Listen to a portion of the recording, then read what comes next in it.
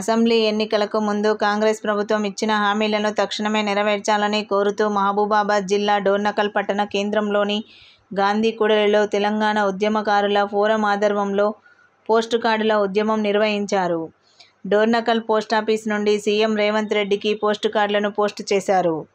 ఈ సందర్భంగా ఉద్యమకారులు ఫోరం పట్టణ అధ్యక్షుడు మామిడి నాగరాజు, మండల అధ్యక్షుడు పర్షియ నాయక్ మాట్లాడుతూ ఉద్యమకారులకు 250 గజాల ఇంటి స్థలం, నెలకు రూపాయలు 25,000 పింఛన్, హెల్త్ కార్డులు, బస్ పాసులు ఇవ్వాలని డిమాండ్ చేశారు.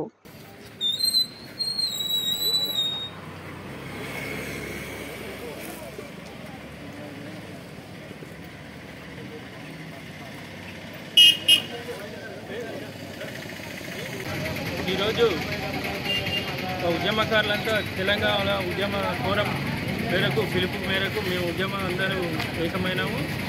ఈ పోస్ట్ కార్డ్ ఉద్యమము కార్యక్రమం చేపడుతున్నాం. గత ప్రభుత్వం కేసీఆర్ మమ్మల్ని ఉద్యమకారులుగా కనీసం గుర్తించలేదు.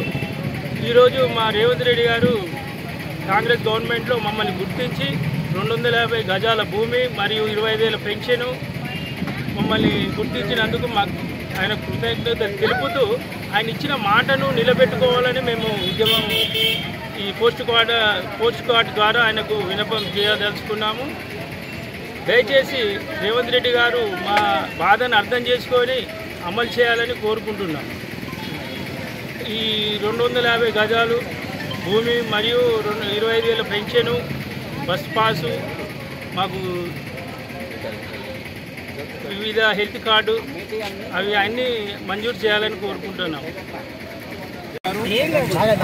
ఉద్యమకారులకు 250 గజాల స్థలం, 25,000 రూపాయల పెన్షన్ ఇస్తా అని చెప్పి 6 హామీలు ఒక 6 మీద దానికి ఇంప్లిమెంట్ చేయడం జరిగింది. కానీ అది ఆచరణలో సాధ్యపడలేదు.